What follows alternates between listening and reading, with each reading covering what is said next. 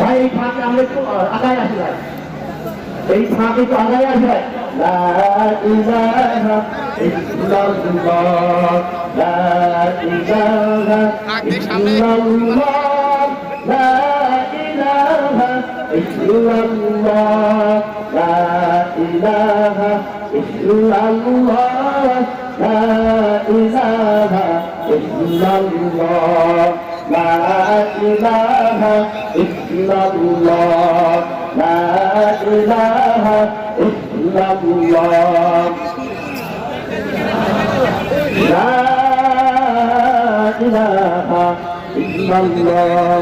মুহাম্মাদুর রাসূলুল্লাহ। সকলেই বলি আলহামদুলিল্লাহ। একটু আওয়াজ দেওয়া যায় না? আলহামদুলিল্লাহ।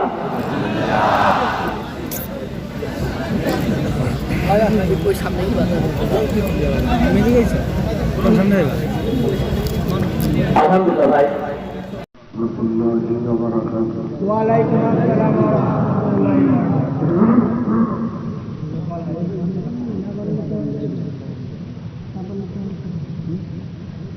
বারাকাতুহু। আলহামদুলিল্লাহ।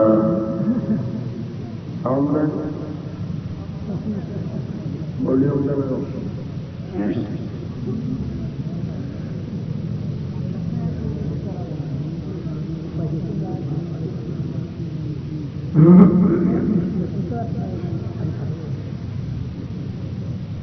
الحمد لله الذي جعل الشمس والقمر بحسبان والنجم والشجر يسجدان وفضل زمانا على زمان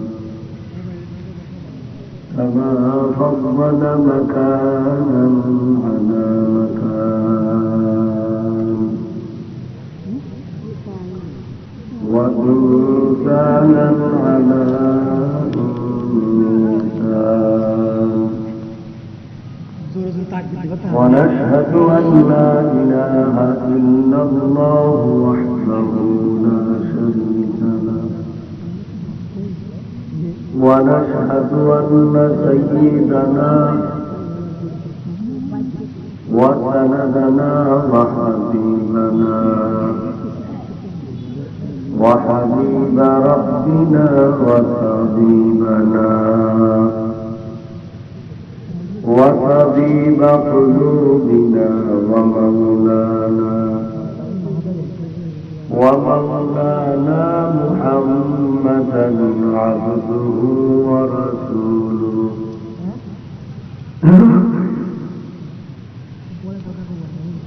صلى الله تعالى عليه وعلى آله وأصحابه وبارك وسلم وبارك وسلم تسليما كثيرا كثيرا. الذي أرسله الله تعالى بالحق بشيرا ونذيرا وداعيا إلى الله بإذنه وسراجا منيرا. أما بعد فأعوذ بالله من الشيطان الرجيم. بسم الله الرحمن الرحيم. يا أيها الذين آمنوا استعينوا بالصبر والصلاة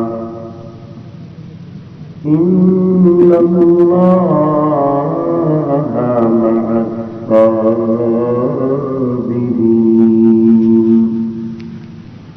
وقال النبي صلى الله عليه وآله وسلم: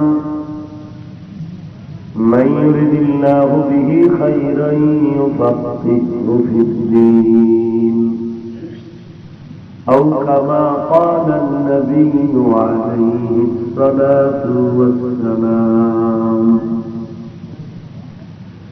صدق الله مولانا العظيم وصدق رسوله النبي الأمي الكريم، ونحن على ذلك من الشاهدين والشاكرين، والحمد لله رب العالمين. اللهم صل على محمد النبي الأمي وعلى آله وسلم تسليما. سبحانك لا علم لنا إلا ما علمتنا إنك أنت العليم الحكيم. رب اشرح لي صدري ويسر لي أمري واحلل عقدة من لساني يفقه قولي.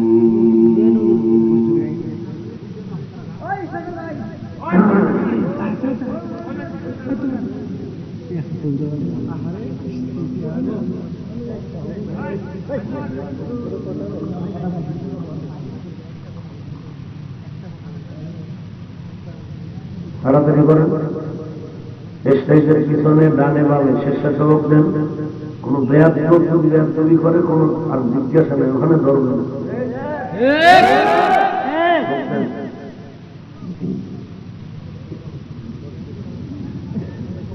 মোবাইল করেন।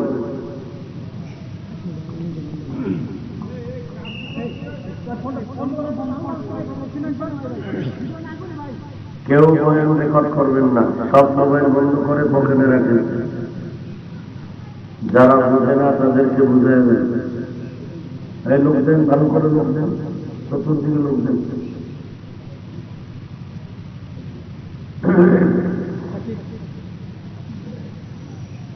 সোনাপুর তৌহিদি জনতার উদ্যোগে আয়োজিত ঐতিহাসিক তাফসীরুল কোরআন মাহফিল 24শে জানুয়ারি 2021 মহতী মাহফিলে উপস্থিত মুহতারাম সম্মানিত সভাপতি, প্রধান অতিথি, বিশেষ অতিথিবৃন্দ, মুআজ্জাজ মুকাররম, জাতির মাথার মুকুট, ওয়ারাসাতুল আম্বিয়া, হযরত উলামায়ে কেরাম, বিভিন্ন এলাকা থেকে আগত আল্লাহ পাকের আশিকিন, যাকিরিন, শাকিরিন, মুহিব্বিন, মুরুব্বিয়ানের গাঁও, কলিজার টুকরা আমার সমবয়সী যুবক বন্ধুগণ, স্নেহের ছোট ভাই, পর্দার আড়ালে সম্মানিত মা ও বোনেরা, আল্লাহ পাকের দরবারে লাখ কোটি শুকর ও সুযোগ যে মহান রব্বুল আলামিনের ফেতনার জামানায় কোরআন ও সুন্নাহর ভিত্তিতে সহি তরিকায় কিছু কথা বলার জন্য, শুনবার জন্য আমাদেরকে কবুল মঞ্জুর করেছেন। নেয়ামতের শুকর আদায় করি আলহামদুলিল্লাহ। লক্ষ কোটি দরুদ ও সালাম সাইয়্যিদুল মুরসালিন রাহমাতুল লিল আলামিন শফিউল মুযনিবিন খাতামুন নবিয়্যিন সাইয়্যিদুস সাকালাইন ইমামুল মুরসালিন হযরত মুহাম্মদুর রাসূলুল্লাহ সাল্লাল্লাহু আলাইহি ওয়া আলিহি ওয়া সাল্লাম।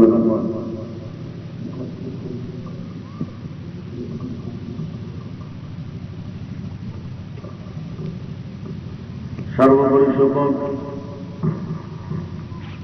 যাতে অক্লান্ত পরিশ্রমের মাধ্যমে আজ সুন্দর আয়োজন, সময় পরামর্শ অর্থ দিয়ে দোয়া করে উপস্থিত হয়ে মাইক লাইট প্যান্ডেলের ব্যবস্থাপনার মাধ্যমে সহযোগিতার হাত যারা বাড়িয়েছেন প্রত্যেককেই আল্লাহ রাব্বুল আলামিন এর খেদমতের বরকতে দুনিয়াতে শান্তি, পরকালে চির মুক্তির ব্যবস্থা করে দিন। মহব্বতে বলেন আল্লাহুম্মা আমিন। আমি অসুস্থতার মধ্যেও ওয়াদা রক্ষার্থে আপনাদের কাছে হাজির হয়েছি। লম্বা কথা নয়, সংক্ষিপ্ত কিছু কথা বলে মোনাজাত করে বিদায় দেব। আল্লাহ পাক আমার তেলাওয়াতকৃত আয়াতে কারিমা, হাদিসে পাক আমাকে কিছু কথা বলার মতো, আপনাদেরকে শুনবার মতো হিম্মত করতে তৌফিক আল্লাহ পাক দান করুন। আমিন। ইয়া আইয়ুহাল্লাযীনা আমানু ইসতাঈনু বিস-সাবরি ওয়াস-সালাত। হে দুনিয়ার মুমিন, তোমরা সাহায্য প্রার্থনা করো সবর এবং সালাতের মাধ্যমে। ইন্নাল্লাহা মা'আস-সাবিরিন। এই মোবাইল বন্ধ করো। নিশ্চিত আল্লাহ পাক সাবিরিনদের সাথেই থাকেন। নবীজি সাল্লাল্লাহু আলাইহি ওয়া আলিহি ওয়া সাল্লাম ইরশাদ করেন, মান ইউরিদিল্লাহু বিহি খায়রান ইউসিব মিন। আল্লাহ যার ভালো চান তাকেই মুসিবত দিয়া পরীক্ষা নেন। মুসিবত আসাটা যে লাইনের হোক, আল্লাহ পাক ভালোবাসেন তার পরিচয়। সাহায্য চাইতে বলছেন আল্লাহ কাদেরকে? যারা মুমিন, মুমিনদেরকে টার্গেট করে বলেন তোমরা সাহায্য প্রার্থনা করো।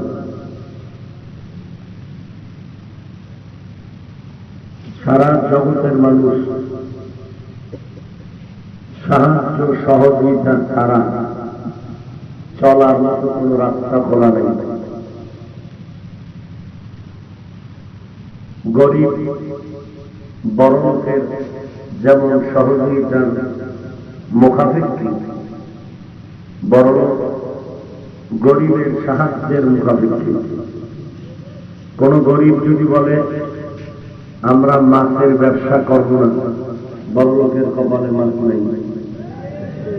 কোন গরিব যদি বলে রিক্সা চালাবো না, বহু মানুষের কপাল করে যাবে। নিম্নের মানুষ যদি বলে আমি ড্রাইভারি করব না, বড় লোকের চলার পথ বন্ধ। এইভাবে তুলনামূলক গরিবের থেকে বড়লোক আরো অসহায়। পৃথিবীর সব মানুষ অন্যের সহযোগিতার প্রতি মুখাপেক্ষী, কিন্তু আল্লাহ শুধু মুমিনকে সাহায্য চাইতে বললেন কেন? এর কারণ হল জান্নাত শুধু মুমিন পাবে, পৃথিবীর আর কেউ জান্নাত পাবে না।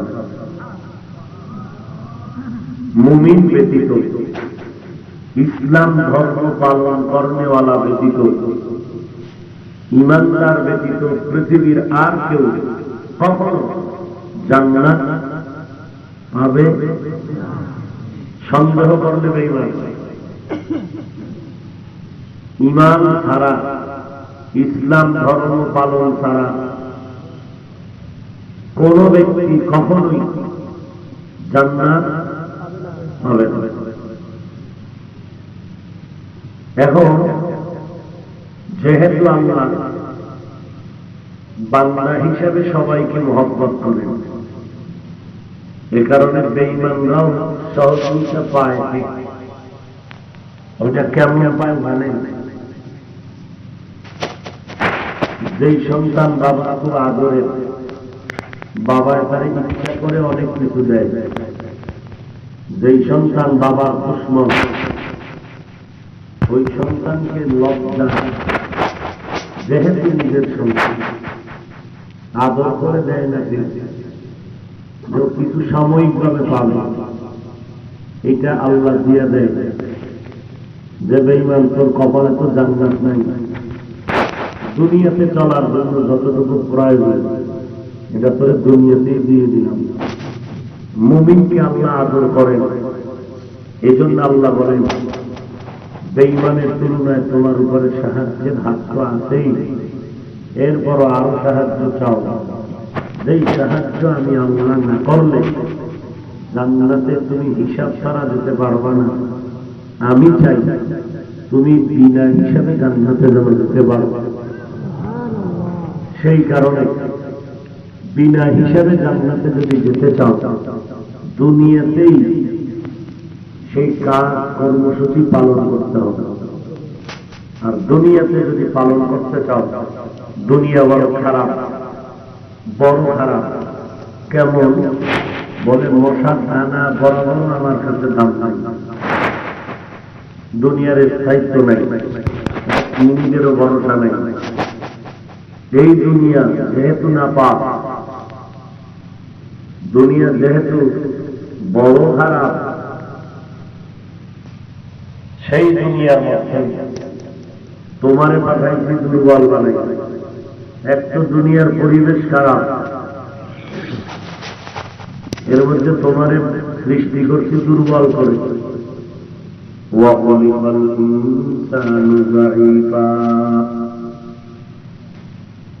আমি ইনসানকে বড় দুর্বল করে সৃষ্টি করেছি।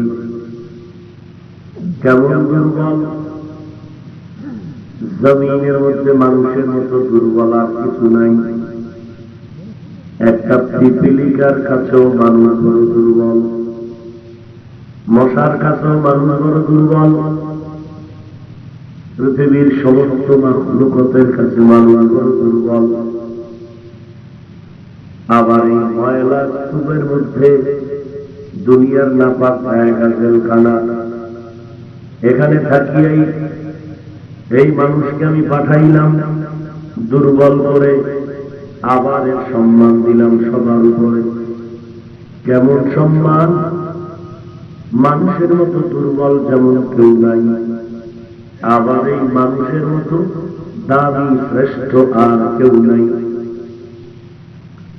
এই দুর্বল মানুষ খানার বেলায় দুর্বল, ঘুমের বেলায় দুর্বল, চলাফেরার বেলায় দুর্বল, ঈমানের বেলায় দুর্বল, আমলের বেলায় দুর্বল, এই দেহের বেলায় দুর্বল। দুনিয়ার পরিবেশও খারাপ, তোমার সৃষ্টিটাও দুর্বল। দুনিয়ার লাইনে তুমি মেধার ক্ষেত্রে দুর্বল, খানা দানার ক্ষেত্রেও দুর্বল, আবার তোমার ইলম কম, আমল কম, ঈমান দুর্বল। আবার এই খারাপ পরিবেশের ভিতরে জিন শয়তানও তোমারে ধোঁকা দেয় জাহান্নামে নেওয়ার জন্য, আবার মানুষ শয়তানও ধোঁকা দেয় তোমাকে জান্নাতে যেতে না পারো। যেমন তুমি একা মুমিন, তোমার চতুর্দিকে বেঈমান দুশমন জিন শয়তানও আছে, মানুষ শয়তানও আছে। মুমিন তুমি একা, তোমার ধর্ম একটাই ইসলাম, কিন্তু এই একটা মুমিনকে এক ধর্ম ইসলামের শেষ করার জন্য চতুর্মুখী মানুষ শয়তানের চক্রান্ত, ইহুদি চক্রান্ত, খ্রিস্টানদের চক্রান্ত, বৌদ্ধদের চক্রান্ত, ইসলাম বিদ্বেষীদের চক্রান্ত, এর থেকে আরো বেশি ইসলামের ব্যানার ব্যবহারকারী মুনাফিকের চক্রান্ত আছে না নাই? এই মুনাফিকেরা আগেও চক্রান্ত করেছে মদিনার নবীর উপরে, সাহাবায়ে কেরামের উপরে, এখনো চক্রান্ত চলে। এরা সুরতে ধোঁকা, অর্থাৎ বেঈমান ধোঁকা দিলে আমরা সতর্ক, সুরতে ধোঁকা দেওয়া তাদেরও সহজ। আমি যেমন নামাজ পড়ি, টুপি পড়ি, আমার মধ্যে একজন ধোঁকা বানাইছে, আমাকে ধোঁকা দেওয়া সহজ, কারণ যে যেমন তার বিশ্বাস নাও তেমন। এই জন্য আমি সতর্ক করেছেন, দুনিয়ার জমিনে সহযোগিতা ছাড়া তুমি চলতে পারবা না। নবী ইন্তেকালের পরে কিয়ামত পর্যন্ত যাদের সহযোগিতা তোমরা নিলা, এর মধ্যে নিঃস্বার্থ সহযোগিতা করেনেওয়ালা একদল মানুষ কিয়ামত পর্যন্ত থাকবে। এরা হলেন ওয়ারাসাতুল আম্বিয়া, আহলে হক, উলামায়ে কেরাম। তবে সাবধানী, উলামাদের মধ্যে একজন আছে বাতিল। قال النبي صلى الله عليه وآله وسلم العلماء خير الخيار خيار العلماء وشر الشرار شرار العلماء। নবী বলেন, উম্মতের দল জমিনের মধ্যে, আমার উম্মতের মাঝে সব থেকে দামি উলামা, আবার সব থেকে খারাপ হলো ওলামা। সবার থেকে ভালো ওলামা বুঝছি, কিন্তু ওলামা খারাপ এটা বুঝি না কেন? আলেম হয়ে কি গাঁজা খাবে? বলে না। ওলামাদের মধ্যে কি কেউ মদ পান করবেন না? আলেম হওয়ার পরে কি তাস খেলবেন, জুয়া খেলবেন না? তাহলে সে চূড়ান্ত খারাপ হলো কিভাবে? নবী বললেন কিভাবে? আমরা তো সমাজের খারাপটাকেই মনে করি, যে গাঁজা খায়, মদ পান করে, তাস খেলে, জুয়া খেলে, চূড়ান্ত শৃঙ্খল। আলেম যদি তাস না খেলে, মদ পান না করে, সে খারাপ হলো কেমনে? এর একমাত্র সংক্ষিপ্ত জবাব, 10টা গাঁজাখোর মদখোর ইসলামের, ধর্মের, রাষ্ট্রের যেই পরিমাণ ক্ষতি করতে না পারে সাধারণ একজন টুপিওয়ালা ভণ্ড, এই 10 গাঁজাখোরের থেকে ইসলামের এবং ধর্মের, রাষ্ট্রের ক্ষতি 1000 গুণ বেশি করতে পারে। বিশ্বাস হয়নি? এবার নগদ উদাহরণ দিই। এই স্টেজের মধ্যে দাঁড়াইয়া 10 জন প্যান্ট শার্টটাইওয়ালা মাথায় কোরআন লইয়া 100 বার করে কসম খায়া যদি বলে, হে সোনাপুরের মুসলমান, আপনারা মা বোনদের রাস্তায় নামায় দেন, চেহারা খোলা রাখবেন, সমস্যা হবে না। কেউ বলবে কি কয়, উল্টা পাল্টা কেন বলে? কেউ বলবে না কোরআন শরীফের মাথায় কসম আছে, কয়না কসম মানি না, বলে কোরআন বলে না, পরে আগে ধোলাই কর। এই সৃষ্টি ভালো না। কোন মানুষ এই কোরআনের কসম খাওয়ার মধ্যে ব্যবসা করার কথা মেনে নিবে না। কোরআন লাগবে না, কসমও লাগবে না, এই 13 লাগবে না। একটা মূর্খ পাখির মাথায় দিয়ে যদি এখানে বসে একা যদি বলে, এই এলাকার মানুষ মা বোনদের রাস্তায় নামাও, চেহারা খোলা রাখো, কোনো সমস্যা হবে না, মহিলাদেরকে মসজিদের মধ্যে ঢুকাও, পুরুষের সাথে একসাথে নামাজ পড়াও, একজন বলবে কি কয় কথা কম কম ব্যক্তি করিস না, যে হুজুরে কইছে কথাটা হইলে হইতেও পারে। এবার বুঝেননি যে 10টা গান রাখো যেই ক্ষতি না করতে পারে, একটা সাধারণ টুপিওয়ালা ভঙ্গ এর থেকে বেশি ক্ষতি করতে পারে। এইবার কইবেন হুজুর হইয়া হুজুরের জীবন করে কেন? না, জীবন করা এক জিনিস, আর অন্যায়ের প্রতিবাদ করা এটা ইমানের দাবি। অন্যায়ের প্রতিবাদ করা আর বিবাদ করা এক না।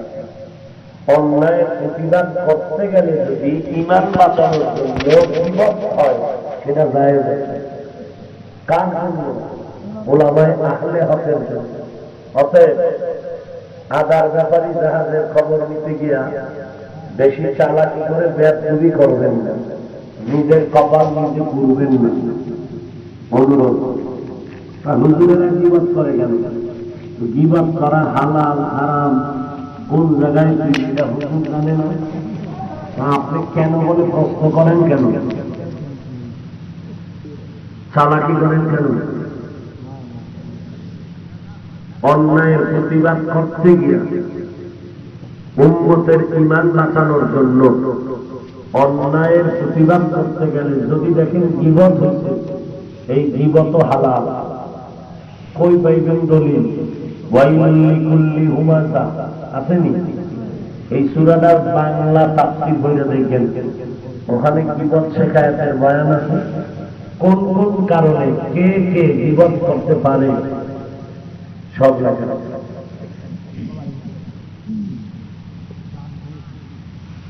আল্লাহ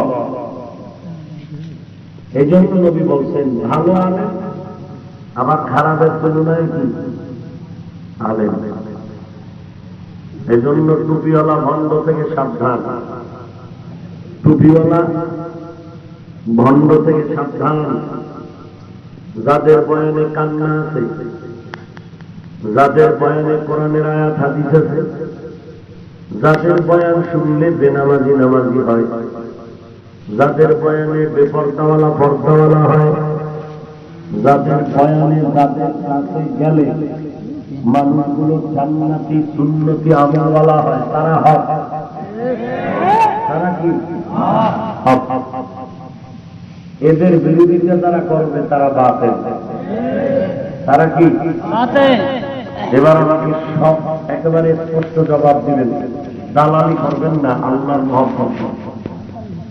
আহলে হক ওলামাদের খেদমত, তাবলীগের খেদমতের দ্বারা, চরমনের খেদমতের দ্বারা, উজানির খেদমতের দ্বারা, রসুলপুরের খেদমতের দ্বারা মানুষ গাঞ্জাখোর হয়, বেনামাজি হয়, গাঞ্জাখোর, ক্যারামবোর্ড খেলনেওয়ালা, তাস খেলনেওয়ালা হয়, মদখোর হয়, সুদখোর হয়, বেপরদাওয়ালা হয়। কি হয়?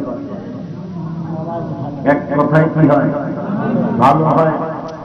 বেনামাজি নামাজি হয়, বেপরদাওয়ালা পর্দাওয়ালা হয়।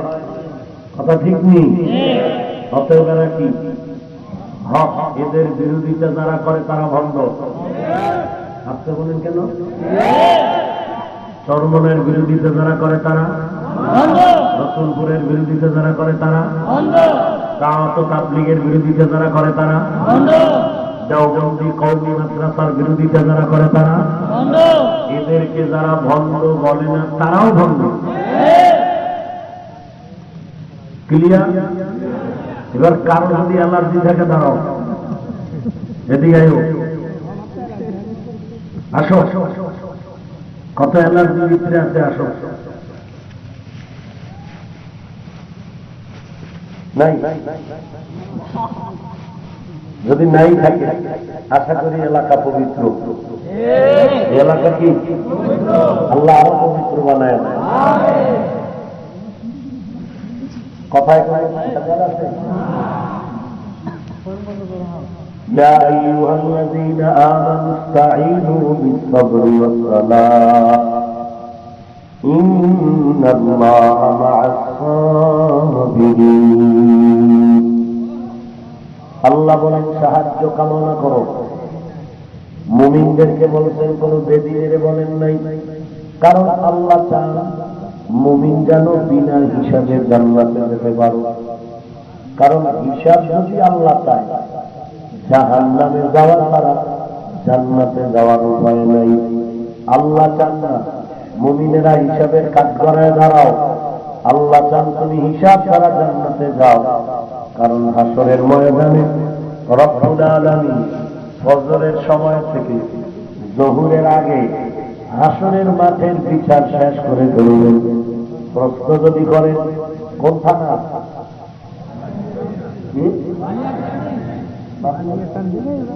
বালিয়াকান্দি থানা, একটা মামলা আছে 50 বছর চলে, এরপর শেষ হয় না। মাঝে মাঝে হাতিয়া দিয়া তাজা বানায়। অথচ হাসরের মাঠের এত কোটি কোটি মানুষ, শুধু মানুষ না, কুত্তারে আল্লাহ উঠায় বলবে, এই দুর্বল কুকুর আর সবল কুকুর দুটোটা এক জায়গায় হাজির হয়। দুর্বল গালে বলবে, দুনিয়াতেই সবল কুকুরটায় তোরে একটা গালি দিতে, ধমক দিতে, কামড় দিতে, শুধু শুধু জুলুম করতে। আজকে আমি ইনসাফের বিচার করবো, তুইও কুকুরের একটা কামড় দে। গরু তোমারে আর একটা গরুতে খামোখা শিং দিয়ে আঘাত করেছে, আজকে তুমি করে আঘাত করে বিচার প্রতিশোধ নাও। এইভাবে পশুর বিচার হবে।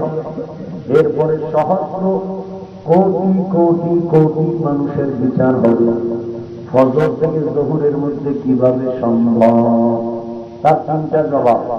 1 নম্বর জবাব, দুনিয়ার কোন মাখলুকাত যেটা কোনদিনও পারবে না, সম্ভব না, ওই কাজ আমার মাওলা পাকের কুদরতের দ্বারা সম্ভব। মায়ের বাচ্চা, দুধের বাচ্চা কথা বলতে পারে না, আমার আল্লাহর কুদরতে। একটা গাছ কথা বলতে পারে না, আল্লাহর কুদরতে। নবীজি বলেন, আমি খেজুর গাছের মিম্বরে বসে খুতবা পড়তাম। সাহাবায়ে কেরাম বলেন, নবী এই গাছের মিম্বরটা পাল্টায়া দেন। সাহাবায়ে কেরামদের অনুরোধে যখন আমি মিম্বর পাল্টায়া দিলাম, সাহাবী আয়েশা বলেন, নবী মানুষ যেমন কান্না করে ওই রকম কান্নার আওয়াজ গাছের থেকে কানে আসতেছে। নবী বলেন, আমি গেলাম, গিয়া বললাম, গাছ তুই কাঁদো কেন? গাছ বলে, নবী আপনার বিরহের বেদনায় কান্না করি। আপনি আমার জানাজা পড়াবেন, মানুষের মতো আমারে দাফন করবেন, কিয়ামতের ময়দানে জান্নাতে আপনার পাশে আমারে রাখবেন। নবীর মুজিজা। পড়া খেজুরে কথা বলতে পারে না, পাথর কথা বলতে পারে না। আবু জাহাল হাতের মুষ্টিতে পাথর নিয়ে কয়, মুহাম্মদ যদি হাতে কি আছে বলতে পারো, নবী মানব। নবী বলেন পাথর। নবী বলেন কি আছে আমি জানি না। কেন? আমি আলিমুল গায়বের মালিক না। গায়বের মালিক কে? আল্লাহ। বলে বলেন আল্লাহ। আর কেউ গায়ব জানে না? আর কেউ গায়ব জানে না? যদি বলে আল্লাহ তারা অন্য কেউ গায়ব জানে, আচ্ছা বলেন তো আল্লাহর মতো আরো একজন আছে কেউ? আল্লাহর মতো সম্মানিত আর কেউ আছে? আল্লাহর ক্ষমতার মতো কারো ক্ষমতা? আল্লাহর গুণের মতো কারো গুণ? সবাই একমত? সবাই একমত? আল্লাহর মতো আমার নবী, আল্লাহর ক্ষমতার মতো আমার নবীর ক্ষমতা, আল্লাহর গুণের মতো মুহাম্মদের গুণ। তাহলে আল্লাহ আর নবীর মধ্যে সম্মানের ব্যবধানটা কি জানেন? আজীবনের জন্য মনে রাখবেন, গোটা মাখলুকাতের মধ্যে আমার নবী শ্রেষ্ঠ, আর খালেক হিসাবে আমার আল্লাহ শ্রেষ্ঠ। বুঝাইতে পারছি? কিন্তু কোনদিন খালেক আর মাখলুক এক হবে? আল্লাহর মতো আল্লাহর একজন, আল্লাহর ক্ষমতার মতো কারো ক্ষমতা, আল্লাহর গুণের মতো আরো কারো গুণ। যদি কেউ মনে করে আল্লাহর ক্ষমতার মতো আর একজনের আছে, শিরিক। যদি কেউ মনে করে আল্লাহর গুণের মতো গুণ আরো একজনের আছে, শিরিক। আল্লাহ বলেন সব গুণা মাফ হবে, শিরকের গুণা মাফ। আল্লাহর একটা গুণ হলো তিনি গায়বের মালিক। এখন যদি বলে আরো একজন গাইবের মালিক, এর নাম শিরক। আবার আসতে পারে গাইবের মালিককে আল্লাহ। আল্লাহর যে গুণ আছে এই গুণের মধ্যে আরো কেউ ঢুকানো আছে না। আল্লাহর গুণের মতো আরো কারো গুণ আছে মনে করা শিরক। গাইবের মালিক আল্লাহ, আল্লাহ, এর মধ্যে আর কারো অংশ নাই যদি কেউ মনে করে আছে, এইটা হলো শিরকের গুনাহ। নবী বলেন আবু জাহেলের হাতের মধ্যে দিয়েছ, আমি নবী জানি না, যা আছে তোরা কথা কর। পাথরগুলো কালেমায় শাহাদাত করতেছে। আবু জাহেল পাথর ভালো একা মোহাম্মদ জাদুঘর। আর যেটা বান্দা কোন মাখলুকের দ্বারা সম্ভব না, এটা আল্লাহর কুদরতে সম্ভব। বুঝেন না কথা? কি বুঝছেন? 6 মাস লাগবে মক্কা যাইতে। রোজার পরে জাহাজমুক্ত হাজি সাহেবরা 3 মাস হজ করার দেশে যাইত নদী হতে। ওই সময় যদি আমি হাফিজুর রহমান কথা একটা বয়ান দিয়ে কইতাম, নিয়ে সব পাগল হয়ে গেলেন। 3 মাস লাগিনি মক্কা যাইতে, আমি মাত্র 6 ঘন্টায় যাম। কি ফিডারা আমার দিত সকল কাফের কইতেন, চিন্তা করতো বলতো বিনা দলিলে হাফিজ ভাই কাফের। কিন্তু এখন সেটা হইছে 6 ঘন্টায় মক্কায়। কথা ঠিক নেই? কার কুদরত? যদিও বান্দা করে, আল্লাহ তো নিজে করবে না, আল্লাহ কারো মাধ্যমে করাবে, কারো মাধ্যমে করাবে।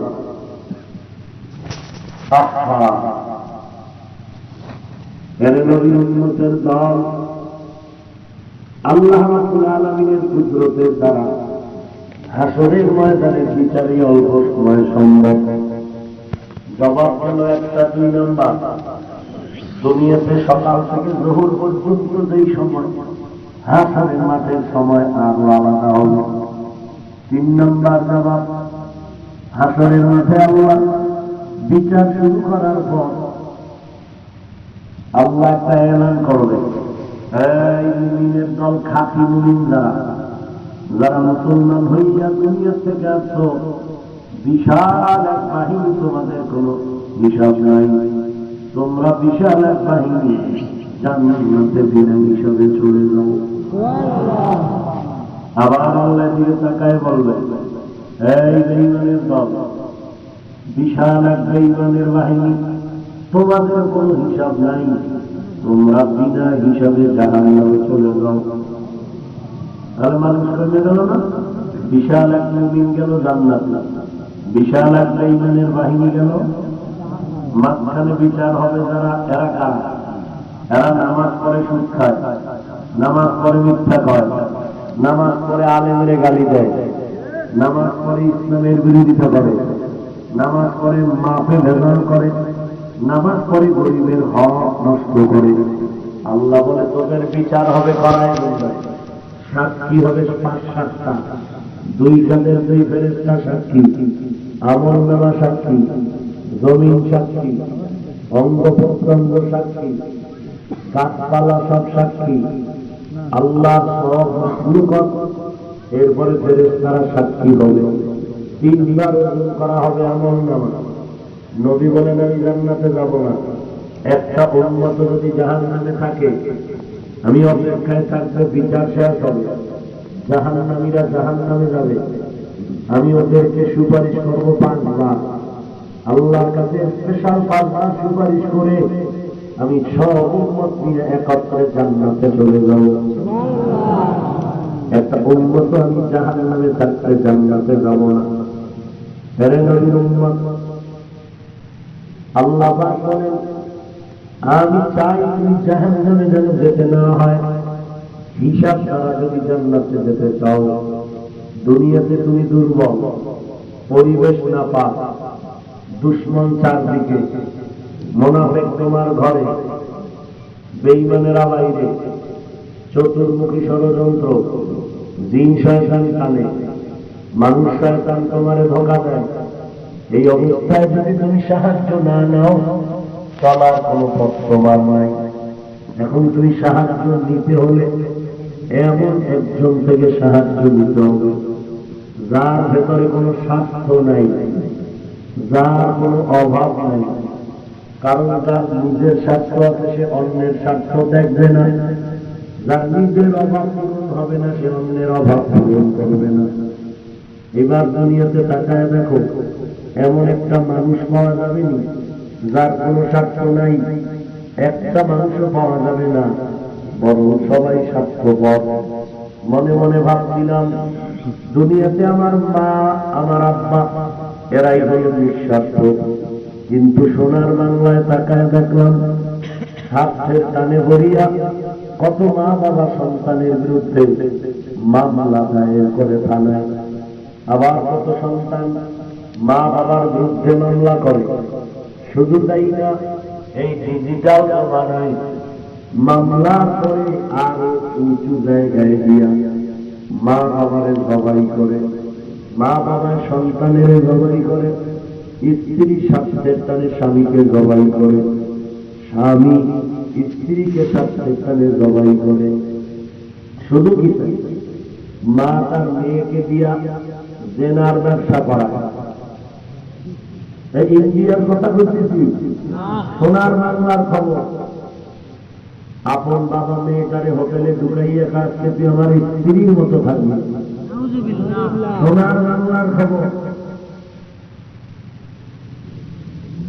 এবার বুঝলেন করোনা আসবে না তো কি আসবে, তাও পাওয়ারে বাঙালিরে ধরে না, আরো 70 গুণ পাওয়ার নিয়ে আইতে। বাঙালিরে বলে অল্প পাওয়ারে ধরবে না, ধরেও না।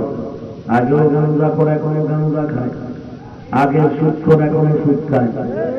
এই লকডাউনের আগে বেনামাজি এখনো বেনামাজি, লকডাউনের আগে টাক জুয়া মদ সব করতো এখনো করে, লকডাউনের আগে গালি এখনো গালি, লকডাউনের আগে বেয়াদবি এখনো গুণা ছাড়েই, আগেও বেপরদা এখনো বেপরদা, এখনো তৃপ্তি আরামে গুণা করে খুশি মনে অহংকারের সাথে। আল্লাহ হেদায়েত দান করুন। এরে নবীরা আছে, সাহায্য এমন ব্যক্তি থেকে নাও যার কোনো স্বার্থ নাই, যার অভাব নাই। দুনিয়াতে স্বার্থ ছাড়া কোনো মানুষ নাই, তবে হ্যাঁ ব্যক্তি স্বার্থ দুনিয়াতে এক দলের নাই। এরা হলো, বারবার বলছে, এরা হলেন আহলে হক উলামায়ে কেরাম। এদের কোন ব্যক্তি স্বার্থ নাই।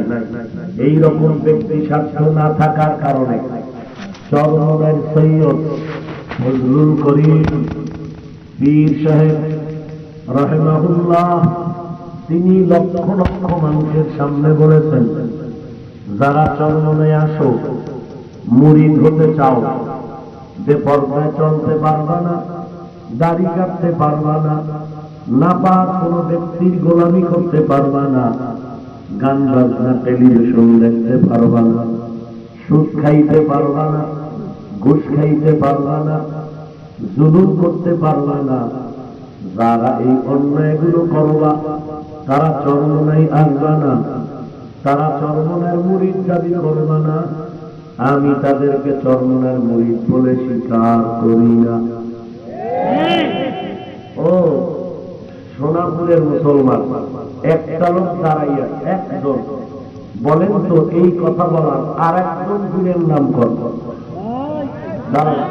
একটা লোক দাঁড়ান, যাহা এইরকম কঠিন কথা আর একজন পীরে কইছে, দাঁড়ান, তাহলে আজকে আমি ওই পীরের কাছে মুরিদ হব। বলেন পীরের নাম বলেন। চরমনায় দিয়ে অ্যালার্জি, এত ধাক্কা ধাক্কি, দাঁড়াও, তোমার পীরের ধাক্কা কথা একটু দেখি, দাঁড়াও তো। একটা পীরের নাম কত কে কইছে যে সুদখোর আমার কাছে আসবে না, ঘুষখোর আমার মুরিদ হবে না, বেপরদায় চলনেওয়ালা আমার দরবারে আসবে না, আমি তাদেরকে পছন্দ করি না। কে বলছে চরমনাই ছাড়া আর একটা পীরের নাম কম? এই জন্য শুরুতে বলছি, যারা চরমনায়ের বিরোধী তারা ভণ্ড ভণ্ড ভণ্ড।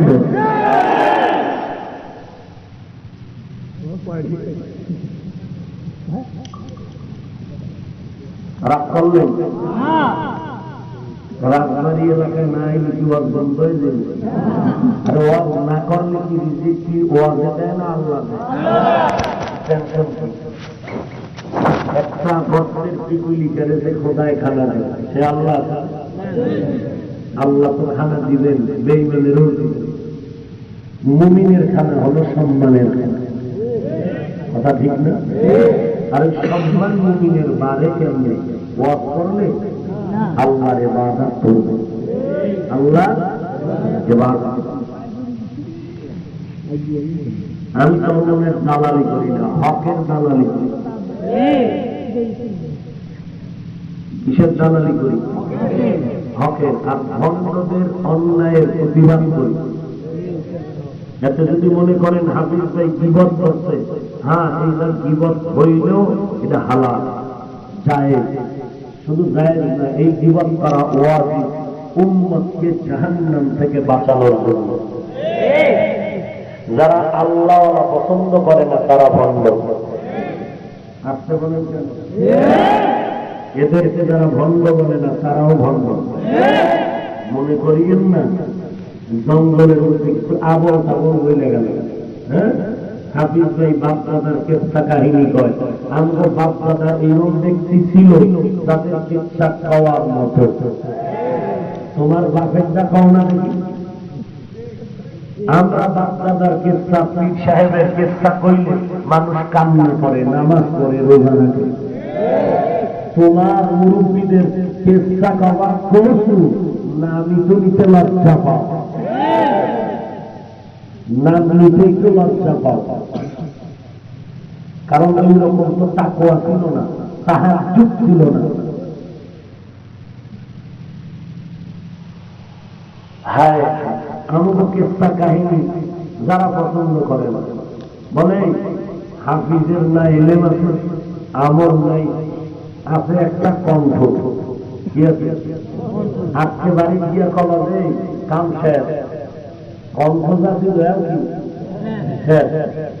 অনেক কানে ধরে ভাবতে দিয়েবেন ও ছাগল নামের পাগল, ওর এলেম নাই, আমল নাই, কেচ্ছা কয়, কাহিনী কয়। তুই কাইলার বয়ান শুনতে গেছো কারে কপাল ভরা, এটা দিকে। আর কালকার মোবাইল চেক করবেন, আমার বয়ান তিনি দেখবেন, ইচ্ছা রকম ধোলাই হয়। তুমি অন্যের বাধা দিত, হাফিজের ওয়াজে যাবা না, রেলের নাই, আমল নাই, হাতে কণ্ঠ, কেচ্ছা কয়, কাহিনী কয়, ঠিক আছে। যারে বাধা দিত হে জিগাইন কালকে তুই গেছো না, জিগাই ঠিক আছে। মোহাম্মদের কাছে কেউ যাবি না, হ্যাঁ আল্লাহ যাবি না, আবু তালেব যাবি না। কে কয়?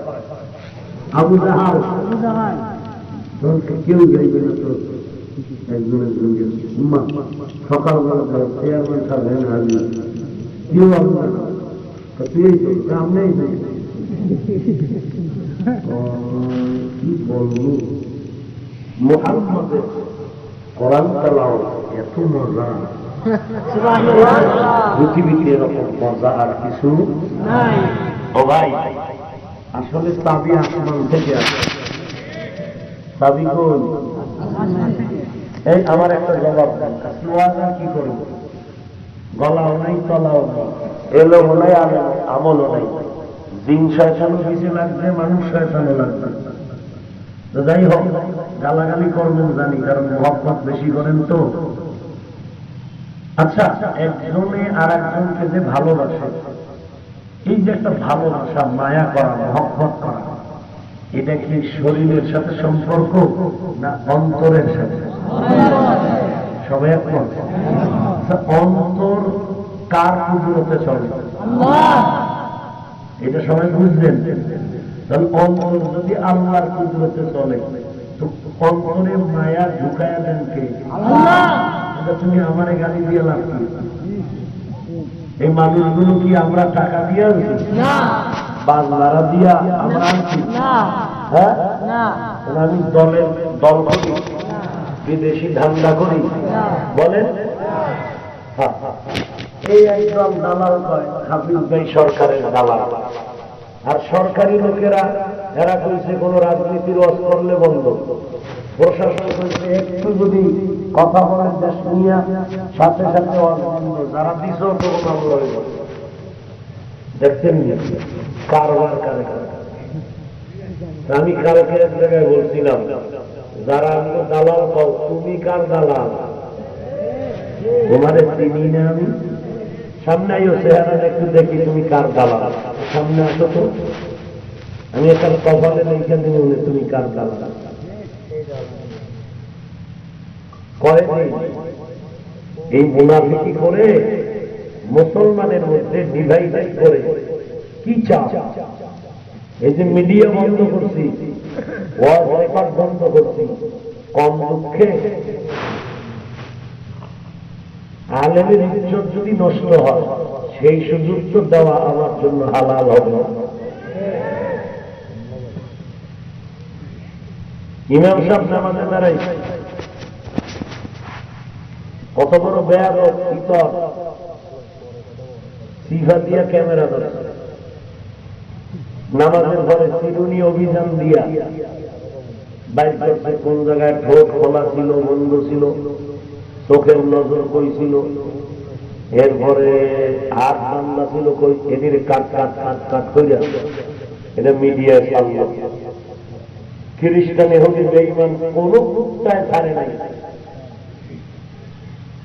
মুসলমান নবীর আশেক নামের বান্দা যখন ছাড়ল, সারা জগতের মুসলমান কোন আলেম এত খারাপ।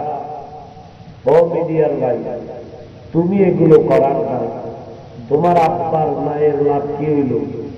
আলেমের কি হইল? ইসলামের কি উপকার হলো বলো?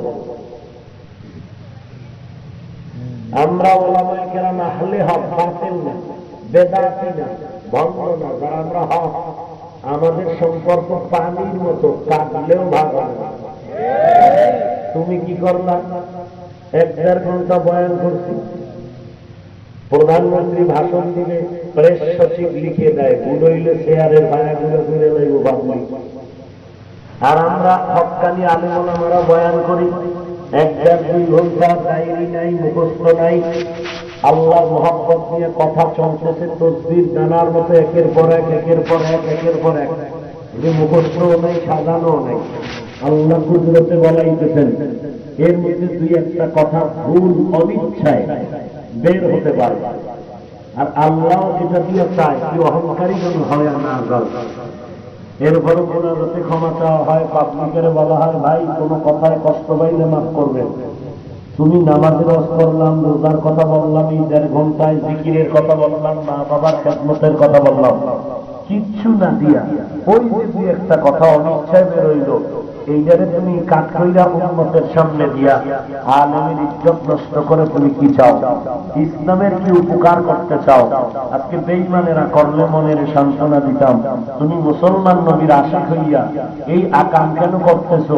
আমার জিজ্ঞাসা করতে মনে চায়, তোমার মাকে গিয়া জিজ্ঞাসা করো, তুমি দুনিয়াতে জন্মের কালে কোনো সমস্যা হয়েছিল কিনা? কারণ কোন সুসন্তান আলেমের ইজ্জত নিয়ে টানাটানি করতে পারে না। আলেমকে যারা ইজ্জত নষ্ট করতে চায়, এরা কুসন্তান, কুসন্তান, কুসন্তান।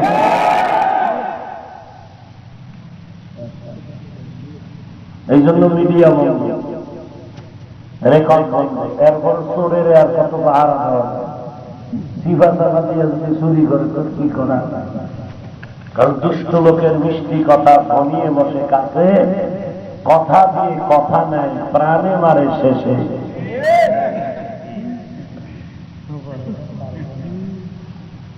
হায় আল্লাহ, আপনি আমাকে মাফ করে দেন, আল্লাহ আপনাদেরকেও মাফ করে দেন। তাহলে সাহায্য নিব যার 2 জিনিস নাই, স্বাস্থ্যও নাই, অভাবও, এই 2টা নাই, একমাত্র আমার আল্লাহ, একমাত্র কার? বলবেন নবী, নবীরও স্বার্থ নাই, নবীরও কোনো, তবে নবীর অভাব ছিল। নবী কি অভাব থাকার কারণে কার কাছে চাইতেন? বলেন, আমার নবীর থেকে দামি পীর সাহেবের নাম কি? কি বলেন? একটু ভেবে চিন্তে বলেন। আমাদের রহমাতুল লিল আলামিন সাইয়্যিদুন নবী, নবী কোন নবী? আল্লাহর পেয়ারা নবী, আখিরি নবীর থেকে দামি পীর সাহেবের নাম কি নাই? ওই নবী কিছু প্রয়োজন হলে কোন মাজারে গিয়ে চাইতেন? আল্লাহর কি মাজার আসেনি? ইসুফ নবীর মাজারে, ঈসা নবীর মাজারে, ইব্রাহিম নবীর মাজারে। নবী যদি এত দামি হইয়া আল্লাহর কাছে চাইতে পারে, আপনার চাইতে এত ভাগ কেন? আপনি আল্লাহর কাছে না চায় গ্রামীণ ব্যাংকে দৌড়ান কেন? সুদ খান কেন?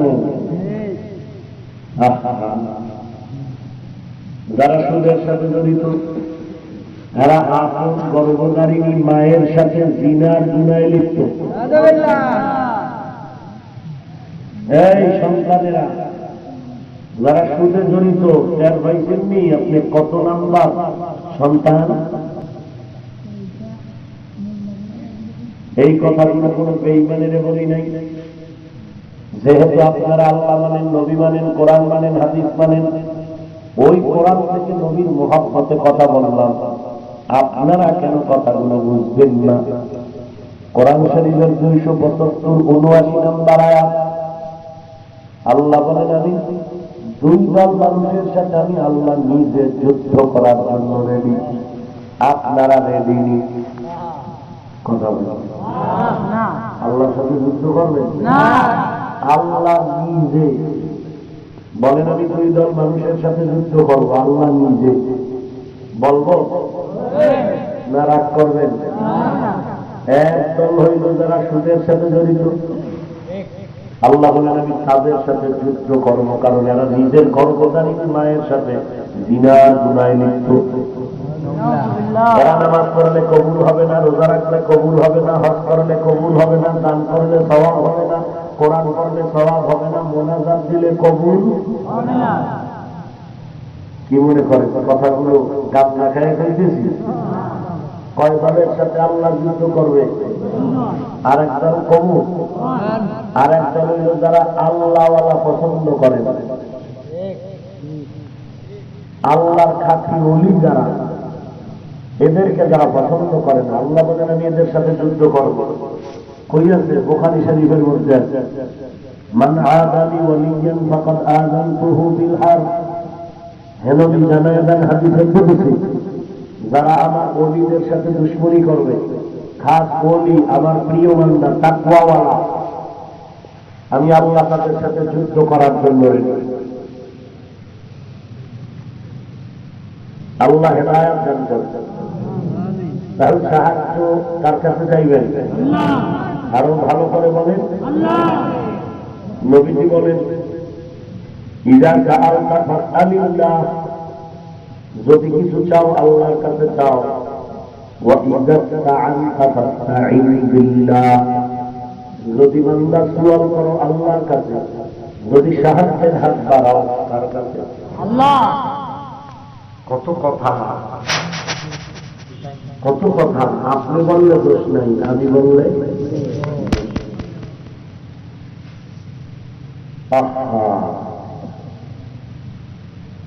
আল্লাহর কাছে চাও। আল্লাহ নবীজি একদিন মসজিদে আসলেন, এক সাহাবী কয় মাশা আল্লাহ ওয়া শি'তা, যখন যা প্রয়োজন চায় আল্লাহ পারেন আর নবীও পারেন। যখন যাহা মনে চায় তখন তা করতে পারেন কে? আল্লাহ। সাহাবী এই কথা বলে কয় ওয়া শি'তা, নবী আপনিও পারেন। নবী ধমক দিয়া কয় কোন? বল মাশা আল্লাহু ওয়াহদা, যখন যাহা চান একমাত্র কে পারেন? আল্লাহ। এরপরে আজআলতানি লিল্লাহি নিদ্দা, এই তুমি আমার কথা কইয়া কি আল্লাহর সাথে শিরিক করতেছো নাকি? এই তুমি কি আমার সাথে আল্লাহর সমান করে শিরিক করো না? তুমি আল্লাহর কাছে আমার সমকক্ষ বানাও কেন? বলো আল্লাহ এককভাবে যা চায় তা হবে, আমি মোহাম্মদ চাইলে হবে না। আল্লাহ চাইলে, মোহাম্মদ চাইছেন আবু জাহল কাল্লা বড়, আল্লাহ কার চাই নাই হবে না, হয়। আয়াত নাযিল করছেন আল্লাহ, ইন্নাকা লা তাহদি মান আহবাবতা ওয়ালাকিন্নাল্লাহা ইয়াহদি মান ইয়াশা। আমি আল্লাহ চাইলে হেদায়েত পাবে, আমি না চাইলে নবী আপনাকে মহব্বত করেন, তাকে হেদায়েতে নিতে পারবেন না। আমি আল্লাহ চাইলে পারবেন, না চাইলে পারবেন না। অতএব সাহায্য চাবো কার কাছে? এখন অনেকে বলে চাইছি কিন্তু পাই না, বহু চাইছি, বরং বেনামাজির আল্লাহ থেকে বেশি পেয়েছে। আসলে ব্যাপার হল যেইভাবে চাওয়া দরকার ওইভাবে চাইতে জানি না। কেমনে চাওয়া দরকার? আল্লাহ বলেন দুই জিনিসের মাধ্যমে চাও। এক নম্বরে বিসবরি সবর, দুই নম্বরে ওয়াসসালাহ, দুই নম্বরে হলো নামাজ। আজকে ধৈর্য নাই, নামাজ এই আজকে যারা অর্জে যারা ভজন করেন নাই, আসে গেল কি পরিমাণ আসে গেল চোখ। আজকে যারা জহুর করেন নাই, মাগরিব করেন নাই, আসর করেন নাই, এসাও আপনি আশিক রসুল দাবি করলে এটা রসুলের ইজ্জতের উপরে আক্রমণ করলেন না? নামাজ পাঁচক তো লাগবে নি, যাত্রা সে করলে হবে না, অন্য আদায় করে দিলে হইব। দুই একক তো মাঝে মাঝে ছাড়লে সমস্যা হবে নি। পড়লেন না কেন, করেন না কেন, কি জবাব দিবেন? বড় আফসোস। ধৈর্য আর নামাজ দুই জিনিসের মাধ্যমে আল্লাহর সাহায্য প্রার্থনা করো।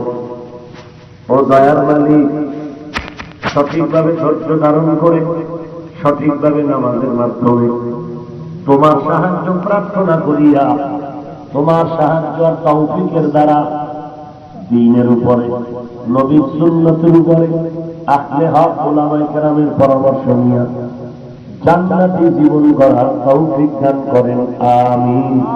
আলহামদুলিল্লাহি রাব্বিল আলামিন, ওয়াসসালাতু ওয়াসসালামু আলা সাইয়্যিদিল আমবিয়া'i ওয়াল মুরসালিন ওয়া আলা আলিহি ওয়া আসহাবিহি আজমাইন। ইয়া আরহামার রাহিমিন, ইয়া আরহামার রাহিমিন, ইয়া আরহামার রাহিমিন। রব্বিরহামহুমা কামা রাব্বায়ানি সগীরা। আয় আল্লাহ, কুদরতের নজর দিয়ে দেখেন আপনার বান্দারা হাজির, ওলামায়ে কেরাম, মুরব্বী, যুবক ভাই, ব্যবসায়ী, শ্রমিক, চাকরিজীবী, আমার কলিজার টুকরা ছাত্র ভাই, পর্দার আড়ালের মা বোনেরা, আয় আল্লাহ আপনি সবাইকে মাফ করে দেন। আয় আল্লাহ নবীর সুন্নতওয়ালা জীবন দান করেন। আয় আল্লাহ কামাই রুজিতে হালাল ভাবে বরকত বাড়ায় দেন। মহামারী থেকে চিরমুক্তি দান করেন। আয় আল্লাহ মা বোনদের পর্দানিশী বানায় দেন, ছেলে সন্তানগুলো নেককার বানায় দেন। আয় আল্লাহ দিনের ন্যাক আশা পূরণ করে দেন। আয় আল্লাহ আপনার খাস ওলিদের বন্ধু বানায় দেন। আয় আল্লাহ উলামায়ে আহলে হকের কথা মতো আমল করার তৌফিক দান করেন, সহিভাবে কোরআন পড়ার তৌফিক দান করেন। মোবাইলের গুনাহের থেকে হেফাজত করেন, মোবাইলের গুনাহের থেকে হেফাজত করেন, মোবাইলের গুনাহের থেকে হেফাজত করেন। হিংসা দূর করে মুহাব্বত বাড়ায় দেন, চলার পথে ইজ্জতের সাথে হেফাজত করেন। আয় আল্লাহ দিনের খাদিম হিসেবে সারা দুনিয়াতে কবুল করে নেন, আওয়াজকে স্পষ্ট রুহানিয়তের দ্বারা ভরপুর করে দেন। আয় আল্লাহ মুনাফিক দুশমন থেকে হেফাজত করেন। আয় আল্লাহ কুদরতের হাতে আমাদের সবার দোয়া কবুল করে নেন। নবীজির রওজা বাইতুল্লাহ জিয়ারতের তৌফিক দান করেন। আয় আল্লাহ মেহেরবানি করে সমস্ত মসজিদ মাদ্রাসাগুলো কবুল করে নেন, দিলের ন্যাক আশা পূরণ করে নেন। আমাদের যারা মা বাবা ভাই বোন হারা এতিম হয়ে হাত তুলেছেন, সবার কবর জান্নাতের বাগান বানায় দেন। যারা বেঁচে আছেন হায়াত বাড়ায় দেন।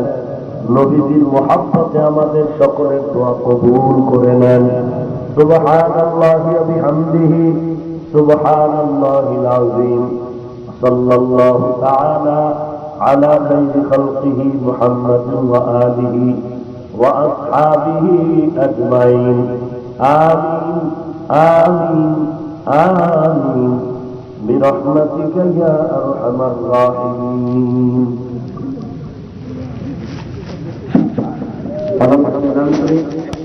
আগামী 24, 25, 26 ফেব্রুয়ারি সর্বনাশ হবে স্বেচ্ছাসেবক ভাইরা হুজুরের কাছে পৌঁছে যায়। স্বেচ্ছাসেবক ভাইরা মুস্তফা হবে না।